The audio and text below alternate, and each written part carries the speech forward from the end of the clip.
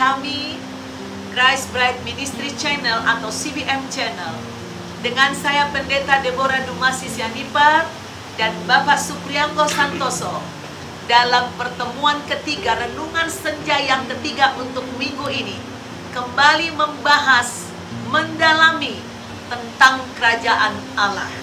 Saudaraku, kemarin kita sudah membahas tentang bagaimana dan di mana apa itu kerajaan Allah. Hari ini kita akan mempelajari kembali yang berhubungan dengan khotbah Bapak Supriyanto kemarin tentang the new normal surga. Saudaraku, firman Tuhan yang akan saya bagikan, yang akan dibahas Pak Supriyanto adalah dari Yohanes pasal 3 ayat 5. Jawab Yesus, "Aku berkata kepadamu, sesungguhnya jika seorang tidak dilahirkan dari air dan roh, ia tidak dapat masuk ke dalam kerajaan Allah." Saya ulang sekali lagi. Jawab Yesus, "Aku berkata kepadamu, sesungguhnya jika seorang tidak dilahirkan dari air dan roh, ia tidak dapat masuk ke dalam kerajaan Allah." Saudaraku, ini seringkali dikaitkan dengan baptisan. Berbicara tentang lahir baru dari air, itu kita biasanya dikatakan dibaptis, dimandikan. Nah, sekarang Bapak Supriyanto ingin menyampaikan yang lebih dalam lagi tentang baptisan roh atau baptisan amin. Pak Supriyanto, ini kan masih berhubungan dengan kerajaan Allah, ya. Tentang apa yang dilahirkan dari daging adalah daging, dan apa yang dilahirkan roh adalah roh. Maksudnya apa, Pak, yang ingin Bapak sebenarnya sampaikan kepada jemaat? Jadi banyak orang beranggapan kalau sudah dibaptis itu sudah selamat. Sebetulnya dibaptis artinya dibersihkan dari dosa-dosa kita, disucikan. Kita dikembalikan ke keadaan semula seperti dosa. Nah, ini kebetulan ada COVID, ini merupakan analogi yang bagus. Sebelum ada COVID, kita bertindak semaunya. Makan, minum tanpa cuci tangan, salam tanpa tangan. Setelah terjadinya virus COVID ataupun yang berusaha dari diri kita. Kita habis megang yang kotor, megang apa, Betul. Pokoknya ketemu orang salam. Itu bisa menjadikan infeksi. Jorok banget sebenarnya hidup kita sebelumnya. Tapi kita nggak sadar sebelum ada COVID ini ya, Pak, ya. Betul. Kita anggap normal aja. Iya, normal. Hanya buah pikirin itu buah sendiri, saya ragu. Jangan ngatur-ngatur lah sholat itu. Nah, dalam COVID-nya ada disebut kalau mau aman minimum pakai 3M. Satu, mencuci tangan. Nah, mencuci tangan tuh dianggap aja kita sudah. Tapi mencuci tangan aja tidak cukup, karena yang kedua menjaga jarak. Kalau kita sudah mencuci tangan, bersihkan badan kita, Tapi tidak jaga jarak, ya, dengan orang yang kan kebetulan punya kuman, virus, itu ya, akan menjangkit kena kita. lagi, nggak ada gunanya Betul. akhirnya. Jadi ya. kita harus menjaga jarak juga dengan orang-orang yang gampang berbuat dosa yang akan menulari kita. Kita harus memisahkan diri dari orang-orang yang masih hidup di dalam lumpur dosa. Karena kita bisa terkena dampak dari, terikut lagi, terserap lagi dengan dosa itu. Jika kita sudah dibaptis, tapi kita masih tidak bisa meninggalkan perkumpulan-perkumpulan yang masih dalam dosa. Itu maksudnya Betul. Bapak, ya. Jadi kita tidak mendekati, bukan merasa diri kita baik. Ya. Kalau kita belum merasa kuat, buat apa kita malah jatuh balik dalam dunia. Ya. Tapi kalau kita nanti sudah kuat, sudah nanti dibangun Baru oleh kita api, baru datang. kita datang. Tapi bukan untuk main, Bukan untuk main, untuk berdampak, untuk mengajak menjadi mereka terang. Betul. Ya. Lalu yang ketiga, Pak, Bapak bilang. Yang ketiga, memakai masker. Ya. Pakai masker artinya apa? Kita Tutup menjagai, menutup mulut kita supaya tidak gampang kita yang keluar itu tidak mengaruhi orang lain, juga menahan yang virus yang masuk. Jadi kita harus menjaga perkataan, perbuatan kita. Itu 3 hal yang mudah-mudahan Luar biasa, bisa ya. menjaga kita dari COVID. Mudah-mudahan menjaga kita dari berbuat dosa lagi. Nah, Ini maksudnya the new normal sorga, saudaraku. Jadi kalau di dunia ini aja kita ada the new normal, sesuatu yang tadinya biasa, hidup kita sebenarnya liar ya, kotor sebelum kita mengalami virus ini. Nah, virus ini juga sebenarnya saudara, keadaan sekarang ini malah mengajar untuk anak-anak Tuhan, mengajarkan kita justru lebih berhikmat, lebih bersih. Dan secara rohani tadi, setelah kita dibaptis, tidak cukup hanya cuci tangan, tidak cukup hanya dibaptis. Kita harus menjaga jarak, tinggalkan dunia kegelapan. Itu yang jelas. Kemudian kita harus tutup mulut kita. Perkataan-perkataan gak sembarangan lagi. Juga kita harus menyaring perkataan-perkataan orang yang menjatuhkan, yang merusak iman kita. Kita harus masker, kita harus jaga, kita harus saring. Itu yang dimaksud. Lalu kemarin Bapak Supriyonggo juga menyampaikan tentang Wahyu 21 ayat 4. Saya, saudaraku, sangat terberkati, tetapi biar Bapak Supriyonggo menyampaikan Wahyu 21 ayat 4.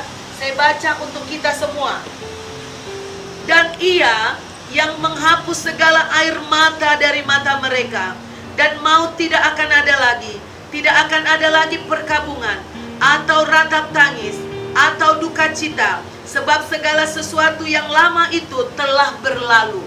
Ini saudaraku, saya sampai terisak saya mendengar firman ini saudara. Karena apa?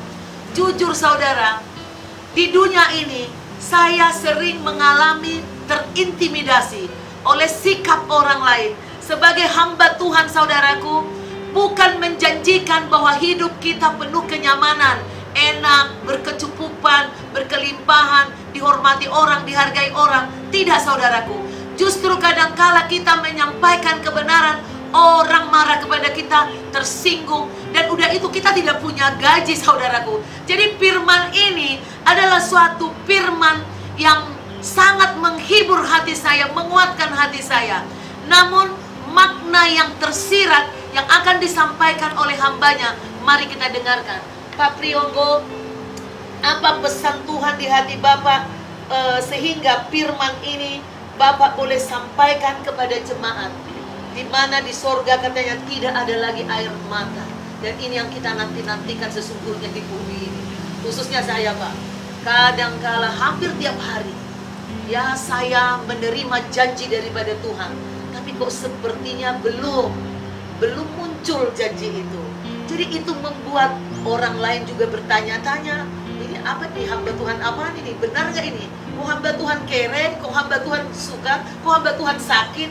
Apalagi yang kemarin terakhir saya mengalami sakit Pak. Itu adalah orang yang mengatakan, wah ini ibu gembala ini sakit karena dosa, karena kesombongan. Ada yang seperti itu Pak. Nah, sebenarnya bagaimana Bapak bisa menjelaskan kepada kita semuanya? Ya, tadi kurang satunya. Kita sudah melakukan 3M, tapi tidak berarti kita bebas dari COVID. Tiap saat ada orang yang COVID datang mendekati kita, kita tidak sadar, kita akan terkena COVID. Jalan satu-satunya adalah satu, divaksinasi. Dengan vaksin yang tepat, baru kita bisa bebas. Kita bisa bergaul dengan bebas, mungkin bisa lebih longgar. Ya, lebih longgar karena kita sudah diberikan serum yang menahan kita dari penyakit. Demikian juga dengan rohani kita. Saat kita dibaptis air dan kita membaca firman Tuhan, melakukan yang baik-baik, itu tidak cukup. Masih ada saat dimana kita akan jatuh, waktu kita terkontaminasi oleh virus. Satu yang kita perlukan, dibaptis oleh api. Dinyatakan emas itu perlu dipanaskan sampai 500-700 derajat Celcius supaya semua kotorannya, baru itu suci, baru itu membedakan mana yang emas murni. Dan api perbaraan ini menentukan panasnya, menentukan nanti kemurnian daripada hasil emas ini. Nah, itu saudaraku. Nah, banyak sekali orang datang ke gereja minta dibaptis karena ingin lepas dari masalah-masalah dunia yang menghimpit manusia saat ini, seperti penyakit, seperti kemiskinan, kekurangan, kemandulan, atau banyak hal yang diimpikan manusia. Tetapi ketika sesudah dibaptis, ternyata tidak ada orang yang langsung dijawab Tuhan apa yang dia minta. Tetapi ada justru orang makin merasa sakit. Seperti ada kesaksian daripada hambanya waktu itu, semakin Bapak Supriyongko mencari kerajaan Tuhan, malah bisnisnya saudaraku malah seperti stagnan. Tidak ada yang berhasil itu ya Pak waktu itu ya. Namun untungnya Bapak Supriyongko terus tekun dan bersyukur, mengatakan walaupun tidak ada hasil. Ini udah seperti perkataan daripada Amos ya, sekalipun tidak pohon ara tidak berbuah, lembu kandang lembu sapi kosong, namun aku akan tetap bersuka cita di dalam Tuhan. The new normal ini mengajarkan saudara tentang pemurnian. Tadi dikatakan vaksin. Vaksin itu adalah rata-rata vaksin suatu virus yang dilemahkan, dimasukkan ke dalam tubuh manusia untuk melawan virus yang menyusahkan manusia itu saudaraku. Maka kadangkala api pemurnian dari Tuhan itu, ketika kita justru datang dalam kemiskinan, kita tidak langsung diperkaya oleh Tuhan. Tetapi kemiskinan ini terus, namun firman Tuhan, kalau kita terus di dalam Tuhan, firman Tuhan ini akan mendirikan kerajaan Allah di dalam hati kita. Dan saya yakin, orang yang mencari Tuhan tidak selamanya miskin. Pasti ada kemenangan pada akhirnya. Itu di dalam the new normal. Mungkin ada yang Bapak mesti tambahkan lagi. Iya, sebetulnya seperti tadi ayat Wahyu 21 ayat 4. Saat Roh Kudus dalam hati kita, kita akan menghadapi penderitaan dengan sukacita. Karena seperti Yesus sudah diberi kekuatan, disalibkan, kita juga akan diberi kekuatan. Kita tidak akan menangis lagi saat kita gagal, saat kita miskin. Kita tetap bersukacita karena Roh Tuhan ada di dalam diri kita, menguatkan kita. Seperti pemazmur bilang, walaupun aku harus melewati lembah yang gelap, ya, lembah laut, tidak takut, karena kita tahu Tuhan akan menjadi tiang api dan tiang awan kita dan menjaga kita dari segala permasalahan.